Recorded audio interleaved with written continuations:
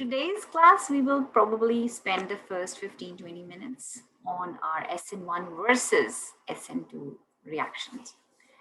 And so whenever acid base cannot occur, whenever substitutions are going to occur, your first priority should be to look out for a SN2 kind of a reaction. Okay?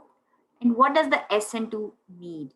The SN2 requires no bulk or less bulk on the carbon, the electrophilic carbon on which your leaving group is attached.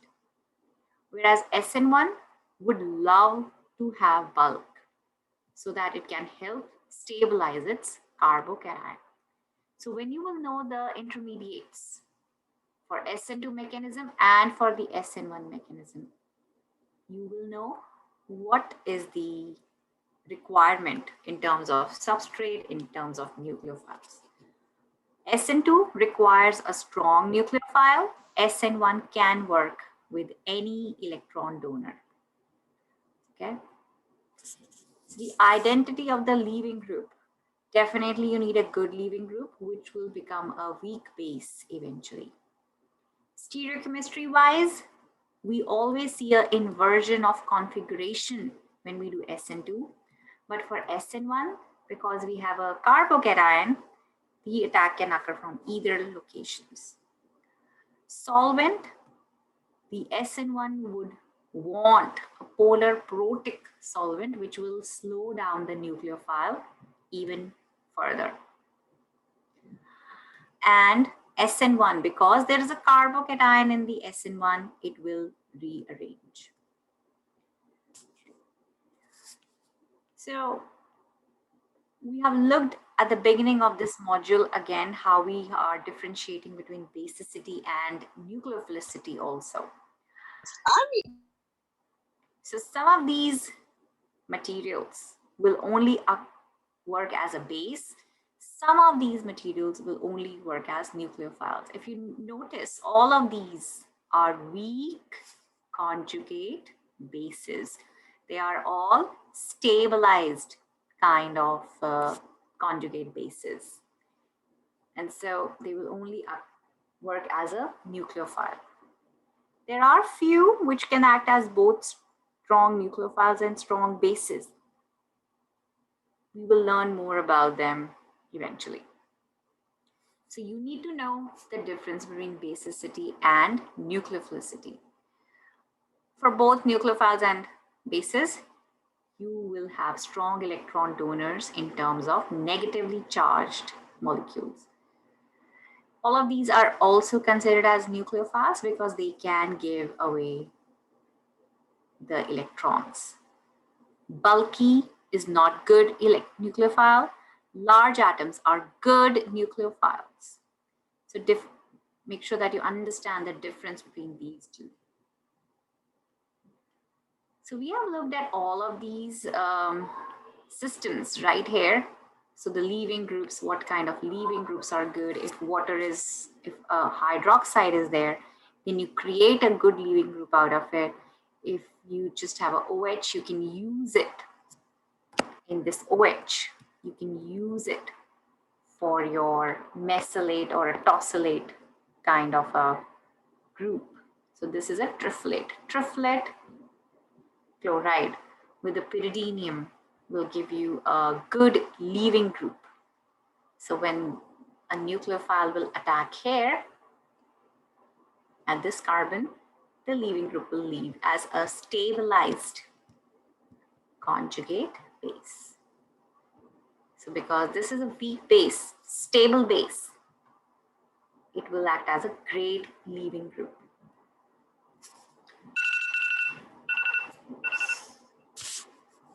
So solvents, we had looked at these as well. You don't need to know their dielectric constant. Just look at the structure and figure out if there is a protic solvent present. What about this hydrogen right here?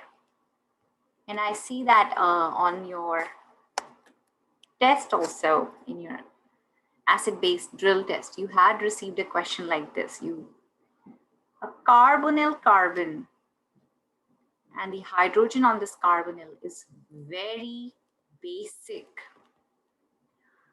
Looking at partial charges, this carbon will get a partial charge of plus. What will be the partial charge of this hydrogen? This hydrogen is attached to a positively charged carbon, making this a partially negative charge. And what is acidic? Acidic is electron deficient. On the other hand, this hydrogen is not electron deficient. And so this is a basic hydrogen. You cannot extract it out from your carbonyl, from the aldehydes kind of a functionality. So you don't need to memorize these dielectric constants, just use qualitative analysis. So this is the table that we will be using today a lot. And I'm going to stop sharing my screen now because I want all of you to look at the examples that I want to do with you. So on your exam and on your tests, you will be given different kind of reactions. And I would like for all of you to draw these out with me.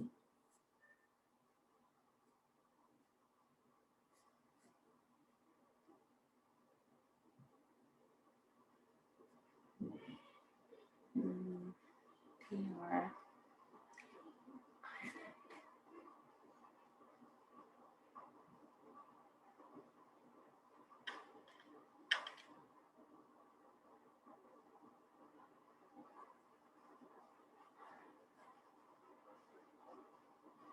Now, the reason I am repeating all of this information again and again is for you all to be able to see the nucleophiles, the leaving groups, the substrates, and the solvents again and again. So probably looking at them again and again will help you solve your problem.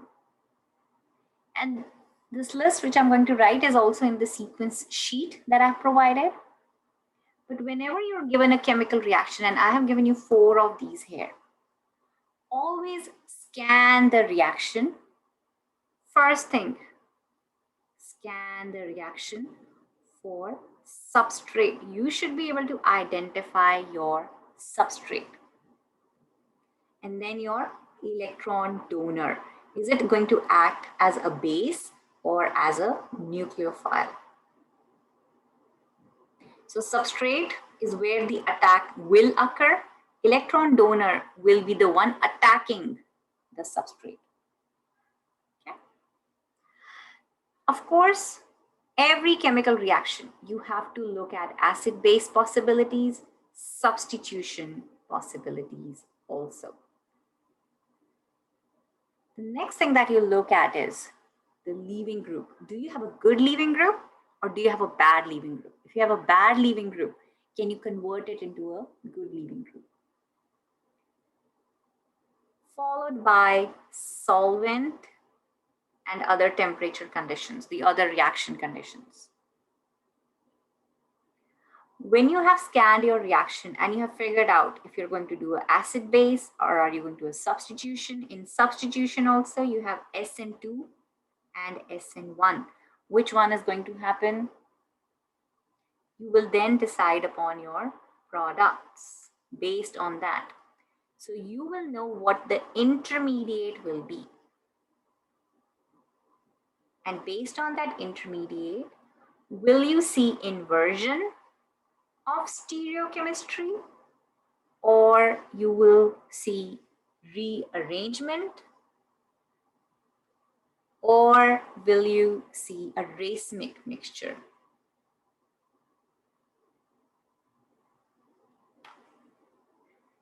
So whenever you're looking at a chemical reaction, all of these things must come naturally to you.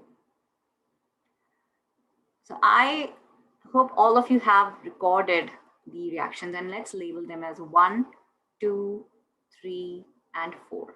Because I will be making this screen smaller and we will be looking at this screen at the most. Okay, hold on. Is everybody able to see my small screen where I'm writing? No. Also, and which the screen I'm sharing here, the SN1 versus SN2 table. So let's look at the first reactions completely. Is there a possibility of doing an acid-base reaction? Fine, there is this electron donor right here. We don't consider halides to be electron donors. Why? Because their halogens, their lone pairs, they cannot be given away. So halogens can never make more than one bond. They cannot just break this CBr bond on their own by donating their lone pairs. So among these two, yes, sulfur will be the electron donor. But where is the acidic hydrogen here? sp3 carbon hydrogens are not acidic. They are not considered acidic. They are weakest acids. So this reaction cannot be acid base. What kind of a reaction is that then? For us, it will be a substitution reaction so far. So let's look more. There is this electron donor, and what kind of a substrate do I have here? This carbon, this bromine. So what kind of a substrate is this? It's a primary substrate.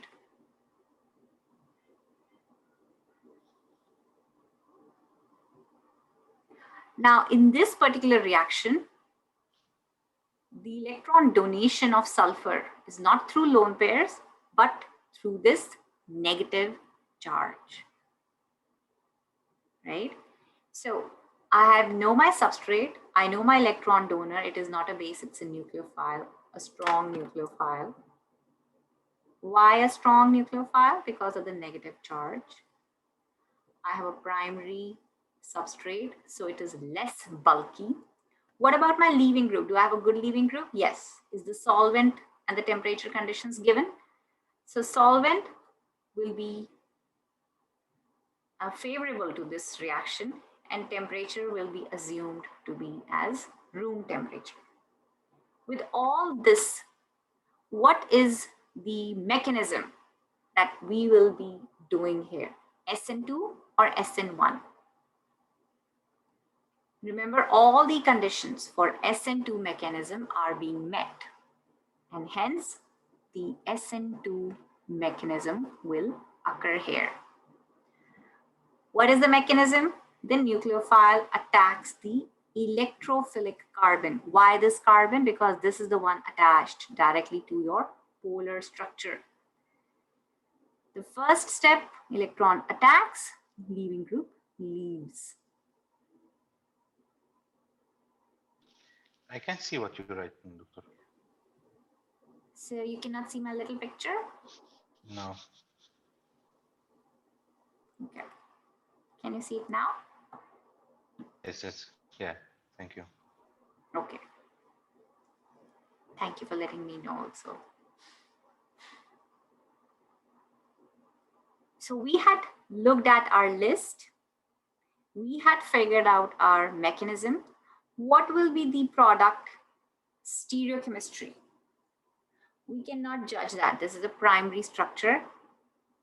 So two of the bonds here were hydrogens. You cannot judge that here.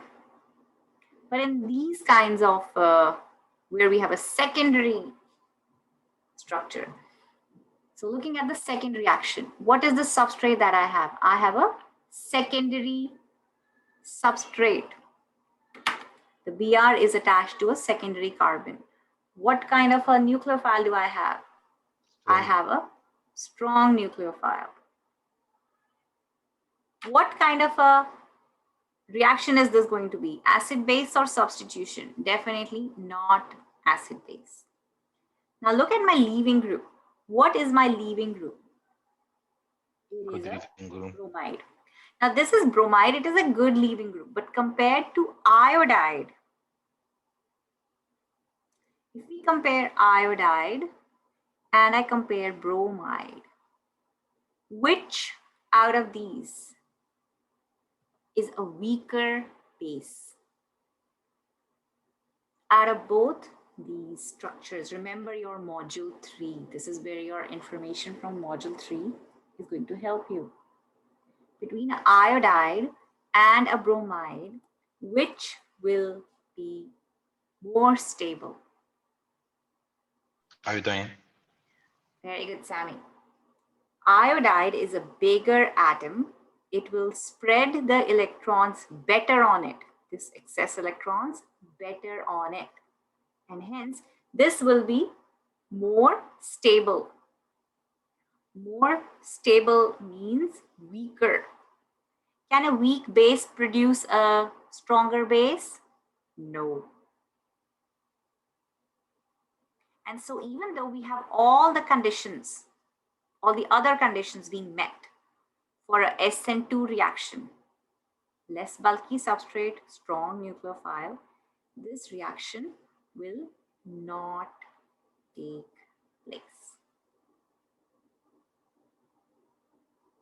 On the other hand, now I have iodide which will be generated. I have the strong nucleophile. I have a secondary substrate. All of the requirements for a SN2 are being fulfilled. Now the bromide or the nucleophile will attack the electrophilic carbon, leaving group will leave. What kind of a product will I get here? I will get the inverted product.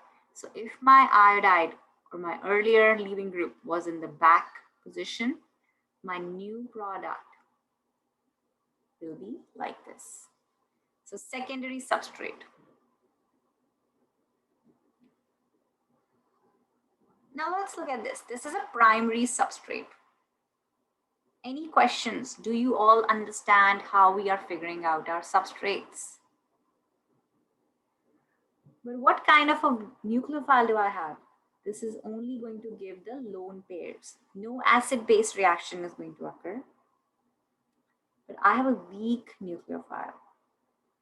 So with weak nucleophiles, I usually tend to look at SN1. If you look back at this table also, polar, protic, and water is a protic solvent. Water is also a simple electron lone pair, right? So it is a weak nucleophile. So you can tend to say that based on the nucleophile, I have a SN1 going on. Now pause. What does SN1 need? SN1 will get a carbocation intermediate. A primary carbocation is very, very unstable. It is actually not going to form. So there is no motivation for a primary alkyl halide to do any substitutions with a weak nucleophile. So even though all the other conditions are being met for SN1, protic solvent, weak nucleophile, good leaving group, but the substrate is the problem here. And so no reaction will occur for this compound.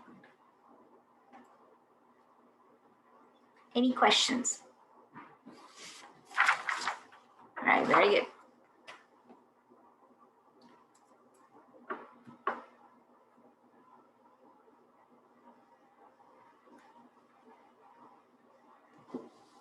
Actually, just make CH3.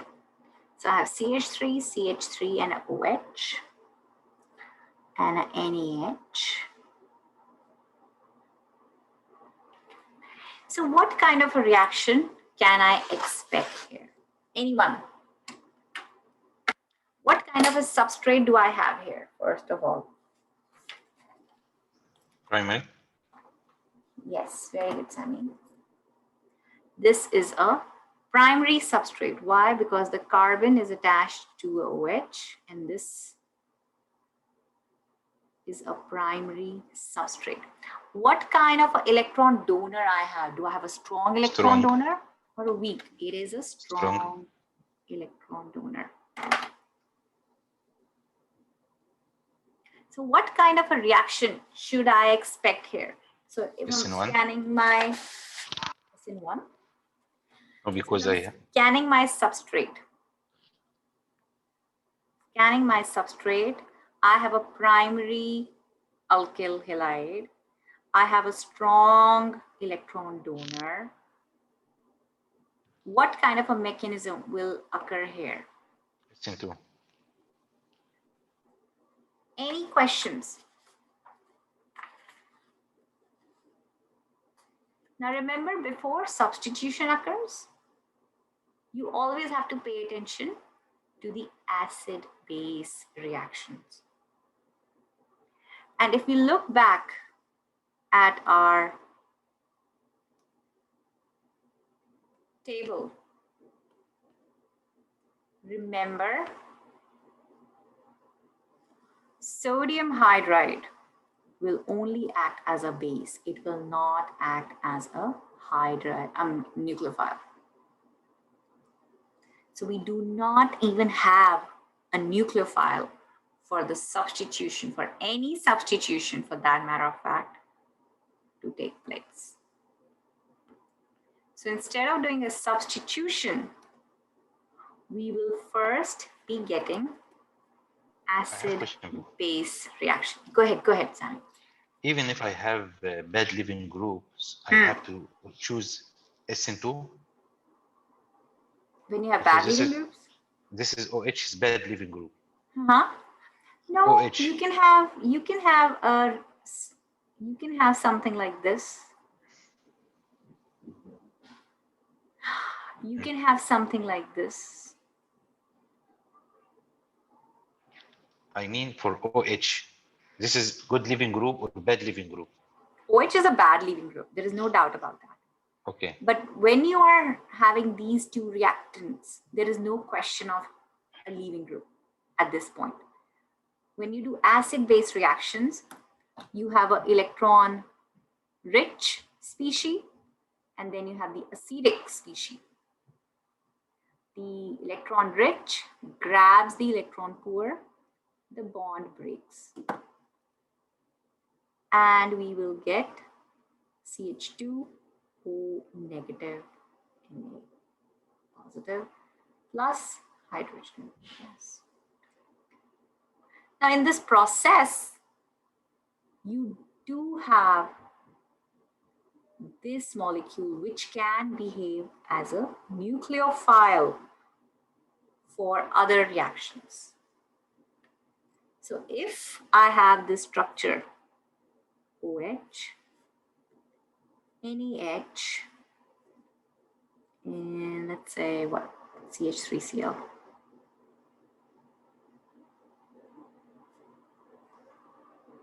What is this indicative of? This is indicated that the first step will be your acid-base reaction, in which this particular molecule will be generated. Once you have this molecule and I project this group, what is this? This is a primary substrate. Primary substrate, strong electronucleophile. Now you have the SN2 mechanism going on. So with the first reagent, you have the acid base going on. With the second reagent, you have this SN2 going on. This is not always the case for this particular example only. And so what is going to happen? The nucleophile is going to attack your electrophilic carbon, remember? And the leaving group will leave. What will you generate? You will generate CH2O with CH3. So overall, this is your new product. So you do have to remember, before the substitution can occur, the acid-base reaction will occur. Let's do another example very quickly, and then we'll jump to our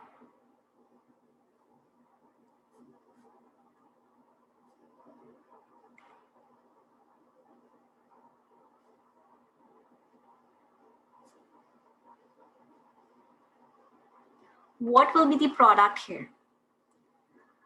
What will happen with the first two? So go one by one. What will happen with any NH2? Will a substitution occur? This is a strong electron donor. But will the substitution occur first, or the acid base, the competing acid base will win? So you will see the acid base mechanism going on here. This base will abstract the acidic hydrogen. The bond will break. You will get O negative, Na positive. Now with the second reagent, CH3, CH2, Cl. Again, a primary reagent.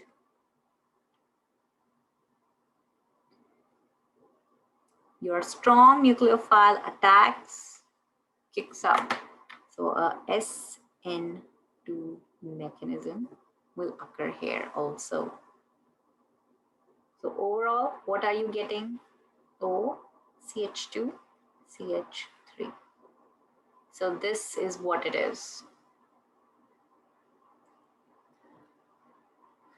Knowing your SN1 and SN2 will definitely help you in synthesis. And even though there's a whole chapter dedicated to it, but if you start practicing now, only then you will be able to synthesize from A, what do you need to go and get C? What is that B? So for example, if I have a reagent like this, what should I add? What reagent? I'm not asking you about the nucleophile. I'm asking you about the reagent. When I ask you the reagent, it is not just NH2. It is the whole reagent. When I'm asking you to make this molecule, I'm not asking you to just make the ethyl. I'm asking you to give me a reasonable or make up a reasonable leaving group also with it. So if you look at this structure, what is it that you must give me? Definitely from Cl, I'm going to Br. I definitely need a Br. But is Br enough? No. Na. You need to give me something that will balance out the bromide's effect, either a formal charge or the partial charge. Now think about it. Which mechanism also you need to give me? If you give me a sodium bromide, NaBr or KBr with formal charges here, what kind of mechanism will go? SN2. You will get inverted structures. But instead of NaBr, what if you had given me HBr? Now you have formal charges. What is the mechanism now that your structure is going to give me? SN1. So this reagent will also decide your mechanism.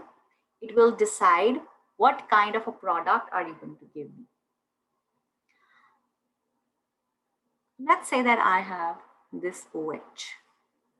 What is it that you should give me that I will get this Cl?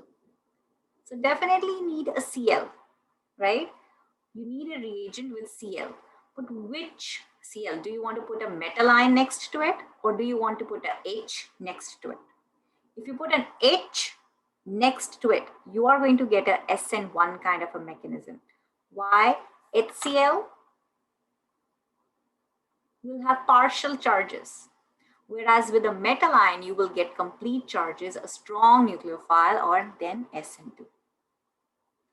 Before you answer this question, I also wanted to remind you OH is a bad leaving group. You can convert OH into a good leaving group by two methods. By either doing the MsCl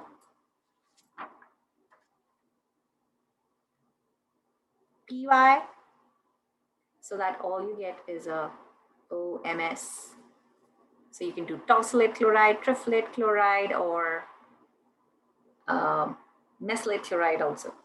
But make sure that you add pyridine so that the H and the Cl, the HCl that is formed, gets cancelled out or gets neutralized. Or you could use the protic method where the acid-base reaction occurs first and your water molecule is generated. While this method is useful if you want to do rearrangements. Why? Because a carbocation is going to form.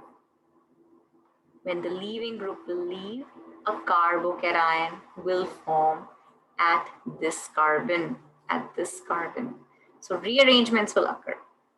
So this is a good method if you want to do rearrangements. But this is a good method if you want to keep the stereochemistry where it is. So these are your two choices. Coming back to this problem. If I introduce my water at this point, if I introduce water at this point,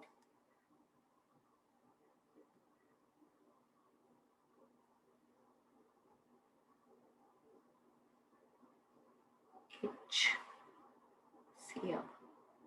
Do you see the difference between these two structures? Let's decide. When I'm scanning my substrate, do I see inversion? Do I see rearrangements? If I see rearrangements, I know I need to follow the SN1 mechanism here. If no rearrangements are seen, then I know that SN2 will be following. And so let's try this. What should I add to get my Cl? Definitely a Cl. But what is this particular part? Would I put a metal ion or would I put just H? Because I want the SN1, I want a weak nucleophile, partially negative. I want protic conditions. And HCl will give me both of these, which will help me not do the SN2 and hence the SN1. So in this particular case, when I will introduce HCl, first the acid-base reaction will occur where the protonation of this OH will happen. This will be followed by loss of leaving group. This is when the leaving group leaves on its own. And this carbon will get a positive charge. What kind of a carbocation is this? Remember, there are two hydrogens on it. There are two hydrogens on it to begin with. This is a primary carbocation. A primary carbocation is not stable. It would want to jump here and there, and it sees that at this carbon site, I can jump. So a hydride shift, 1,2 hydride shift occurs. This carbon gets the extra hydrogen, whereas this carbon now becomes electron deficient. And remember, this chloride had gone away. So now a nucleophilic attack occurs where the electron donor just attacks this stable tertiary carbocation to give you your rearranged product.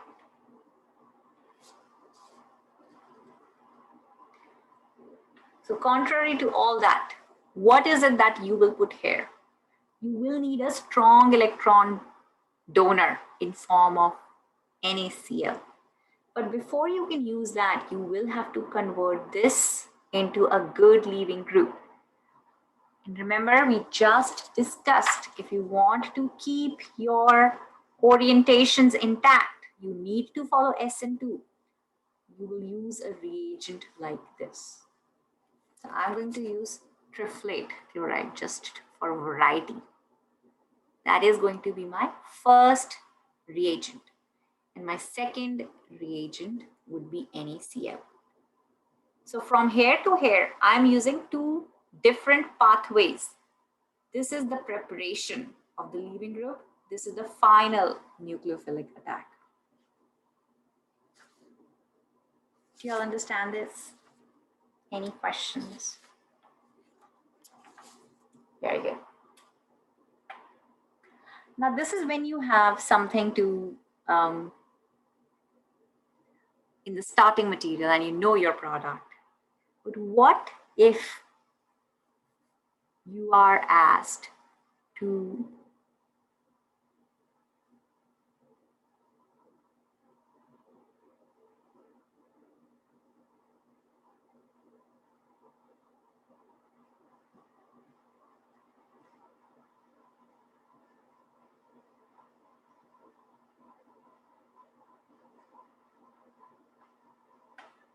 you are given the reagent and now you're asked to draw your substrate.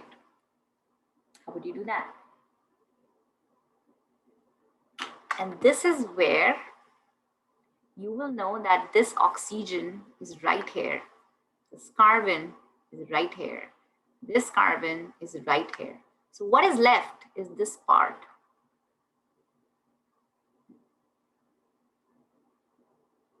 So I'm going to draw all of this part right here. Before I make this connection, and of course there has to be a leaving group here, I need to think about it. The stereochemistry is maintained. Stereochemistry maintained.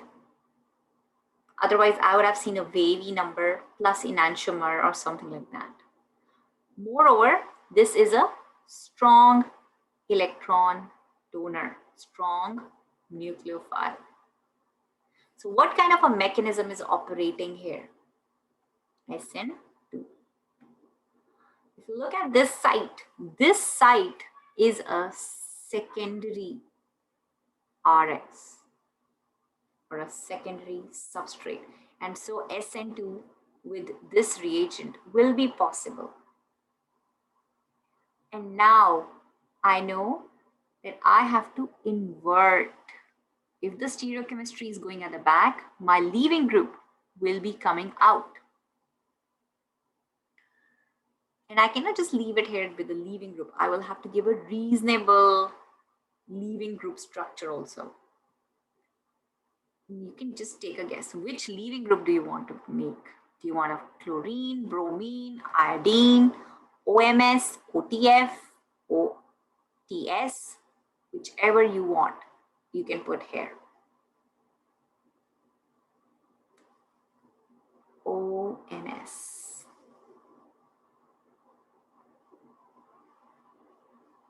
And how do we get an OMS? We get an OMS from an OH. So from an OH, you can make this in these two steps. What is the reagent you will use here? You are getting OMS, so MS fluoride in presence of pyridine. So your synthesis can go on and on. The last synthesis that I would like for all of you to know is when we have a reagent like this. If I ask you to make this, I'm sorry, from this, I want you to make this.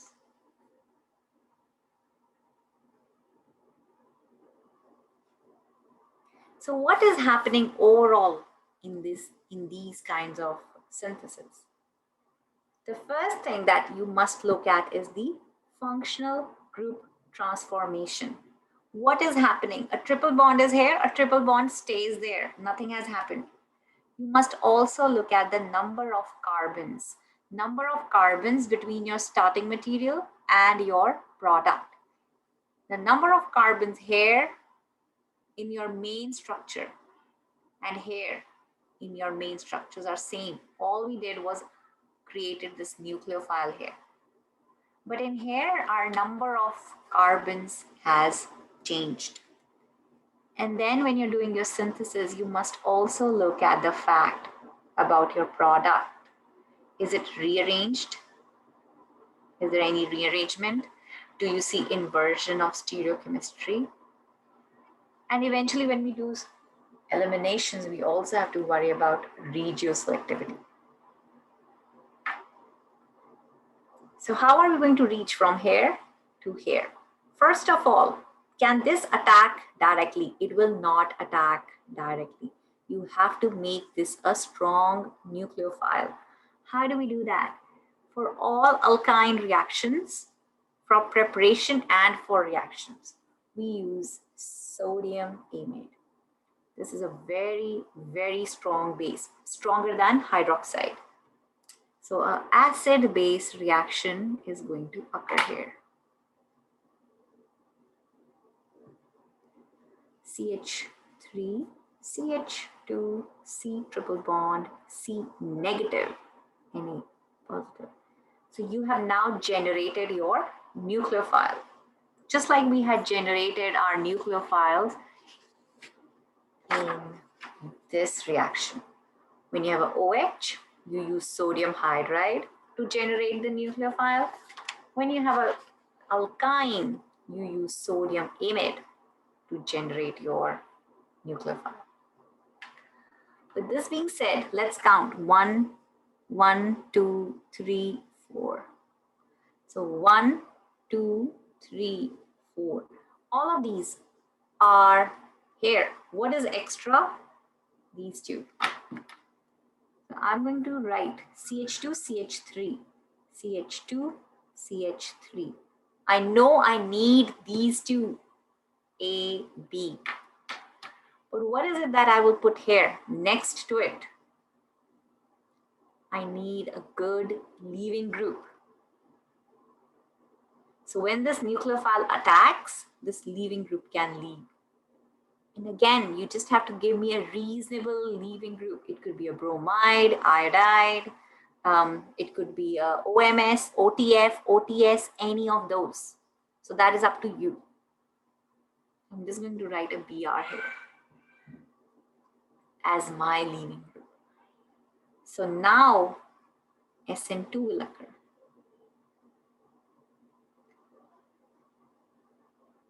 Nucleophile attacks electrophile, leaving group leaves. You will get your product. Overall, what has happened? Overall, you introduced sodium amide. And what is the next thing that you introduced? CH3, CH2, Br. Or any of the leaving groups of your choice. Okay. Any questions from this part? All of you are good? Okay, very good. So keep practicing. You definitely need to rewrite these mechanisms and reactions again and again to be able to see them. Then look at all the conditions that we are following. And so it will take time. Definitely it needs time. If you're doing your practice and still not able to answer me, you need to practice for 2 or 3 more times. Repeat writing all the mechanisms, all the reactions that we are doing in class. Okay, even if you do all of these multiple times, you will start to get it. Okay, very good.